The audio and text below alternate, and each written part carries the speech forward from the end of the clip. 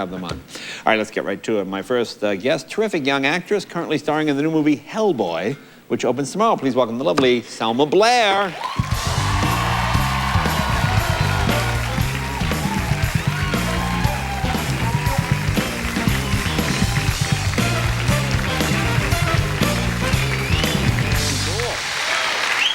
Let's see if I can make this work. Can I get the... My dress was so tight, I couldn't put the sound thing in. Is that okay? There you go. The sound thing, I see. The sound thing. You've worked quite many years. I'm very educated in the film business, yeah. Well, you look lovely. You look, that's a beautiful dress. Or... Beautiful.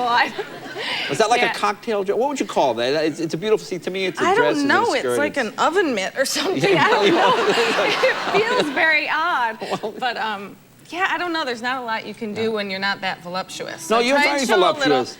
No, you're quite voluptuous. I've realized that you don't have to be big to be falling out of your dress. So excuse me if I'm... No. Those are for kids. No, you look good. You look good. Thank you. And congratulations on your recent wedding. You got married. Yes, I did. I got married. His name is Amit. He's lovely. But we know who he is. Amit who? Amit Zappa. Zappa, exactly. So now I can have kids with freakish names. I can be, you know, I can have like a little Saturn Zappa or something. Yes, exactly. Now, how does one meet a Zappa? How does one go about that? Is it an internet thing? No, it was actually the strangest thing. I was actually set up, my dear friend Amanda set me up on a blind date, and she left this message on my machine and said, I have your husband. I didn't know I was looking for one, but she found him for me, and she said, call me back if you want to know who it is. And so I called her. That's a great message. Yeah, I know, I found your husband, call me. You have to call back. How can you not call back? Well, I waited a couple days and called her, and she said, you know, it's Amit Zappa.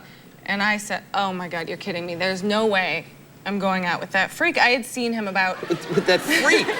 I know. Wait, Amit, I have to make this clear. Amit, I love you so much because he'll have to forgive me for the rest of this little story. Right. So I called and I said, no way am I going out with that freak. I think 10 years earlier I had seen him. He was hosting an MTV show, and I remember turning it on and thinking, oh my God, what an obnoxious oaf. I mean, any old fool can host a TV show now. Yeah. You know? I mean, I just thought he was a complete tool. I don't think you're a tool. And so every time I turn on a bad TV show, I think, God, you know, what a drip. You know, Amit could host a show like this, that drip. So anyhow, I actually you really hated the guy. I did. He stayed in my consciousness as, you know, what repels me. And so so I wound up how does this blossom? Continue. So we were set up on a blind date. He was 20 minutes late. Okay.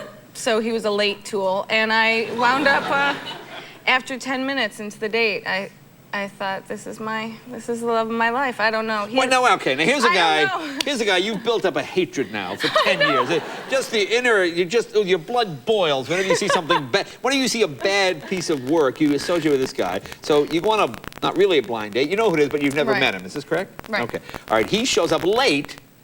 So what does he do within 20 minutes? It sweeps you off your feet. I don't know. He's magic. Mama, he's a magic man. I don't know. He was so beautiful and sincere and sweet and precious. Now I think he's hysterical. He should host everything. Well, I mean, except you can. Did he have a line? Like, what's the first thing he said? Did he apologize for being late? Did he come in and say, I'm sorry I'm late? Did he have some like goofy compliment or what? No, he didn't. He didn't have any compliments at all. No, I fell in love with his eyes. He has these long eyelashes. He looked like Snuffleupagus, and I'd always wanted to marry Snuffleupagus, I guess. Had you been drinking prior to him being late? Had you had like a couple of cocktails, then he showed up? Oh my God. No, it was pretty early in the morning, so the effects had worn off already. My alcohol. Yeah, we went on a breakfast date. A breakfast date? And I actually called him and said, you're wondering when this story will ever end. I called him and said, you know what, let's meet up. Our first date, I actually said, let's go on a wig fitting. I was going to go do this John Waters movie where I had this crazy wig. Yeah. And he said, a wig fitting, that's a great idea. I'm sure he was just as taken with me as I was with him on that point. And I said, let's do that, and if we like each other after we eat breakfast, then we'll go to a movie. If not, we'll go our separate ways. And he thought that was really obnoxious, but apparently... Wow, okay. Apparently, he liked me okay, because 8 days later, he asked me to marry him. So 8 days later, he asked you to marry, and you agreed on the 8th day. I did. I agreed on the 8th day. I'm the luckiest girl. Wow. Okay. Figured if he's brave enough to ask me, I'm... Well, you have to, sure. Yeah, you have to say yes. Yeah. Now, was it a big, was it a big wedding? No, it was a small wedding. Well, I'll tell you what. I mean, it was 2 months later. Let's take a break, and I want to, because within 8 days, this all happens, and it's like a movie. It all happens in 8 days. Yeah. There's more here. Let's find out. So exciting. More with Selma Blair.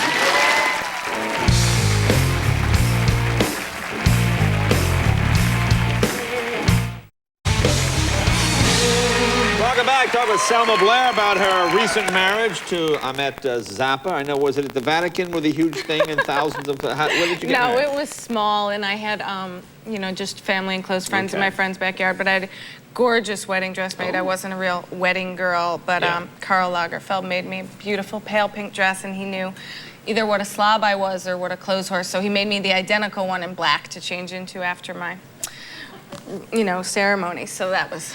That was lovely. I was very spoiled. Well, yeah, so I had 2 dresses on my wedding night, one of them being black, so... Let me ask you about something. Festive, I guess. There's a picture of you in Vanity Fair. Yeah. Explain this picture, because that dress is obviously deceiving.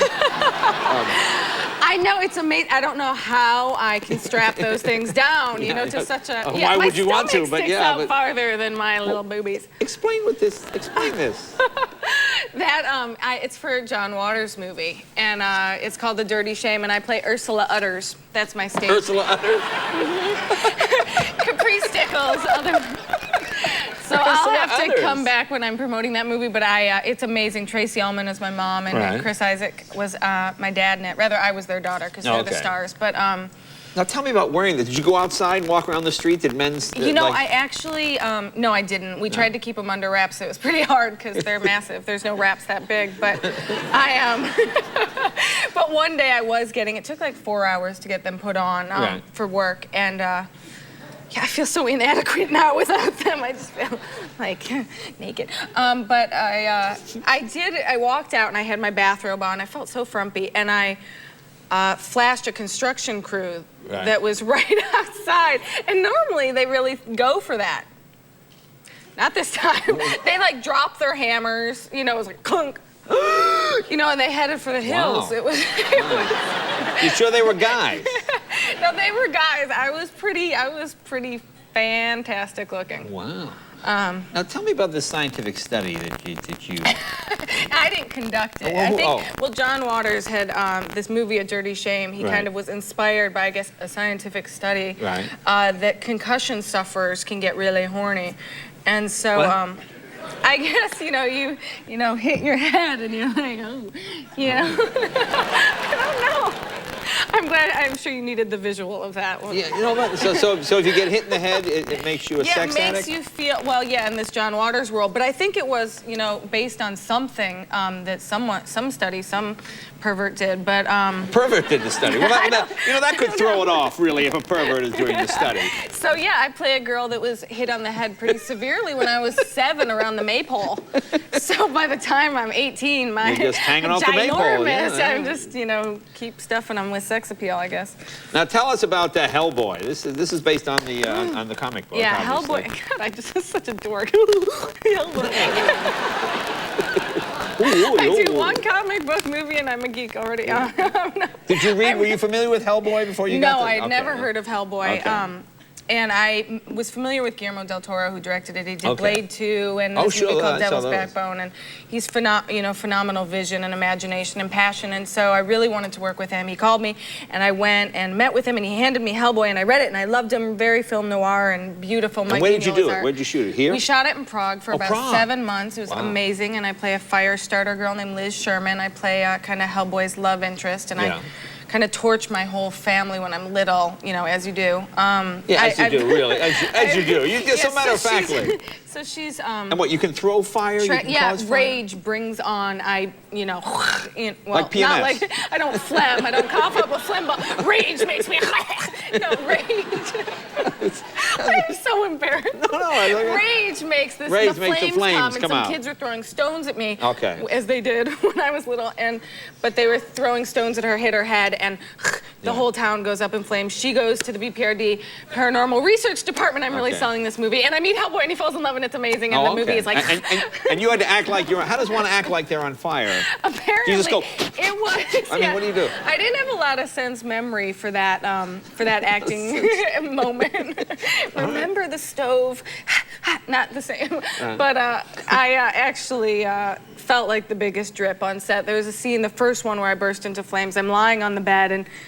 Well, I won't reenact it, really. What am I doing? So Okay, you're lying on the bed. No, I like that. Especially in that outfit. Lying on the bed, and Guillermo, the director, I'm in this mental hospital, as I usually am. And I'm going to stop with that. And so so I didn't know what to do to be in flames because they were adding it later, so I wasn't really on fire, don't worry. Right. And, So what do? You just go. I just, you know. And Guillermo, after a couple takes, he's like, monkey brain, no more orgasm. So, well, I guess you go with what you know. You go with what you know. Fire orgasm. Yeah, so it was. It was a really humiliating moment. I'm glad I could reenact here. Yeah. All right. Well, here, let's get it. What's happening in this scene? Hellboy is where in the sewers or something? Yeah, I think we're in these catacombs in Moscow. Okay. As you are. No, I'm just joking. And, so he's getting attacked by these monsters, these Semi-Ls. Okay, Semi-Ls. Semi-Ls, yeah. Let's take a look.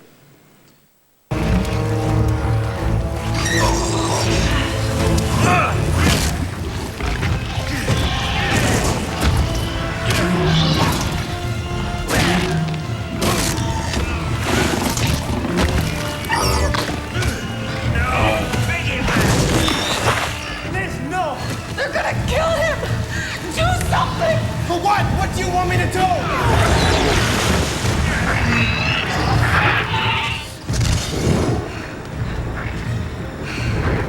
You should be running.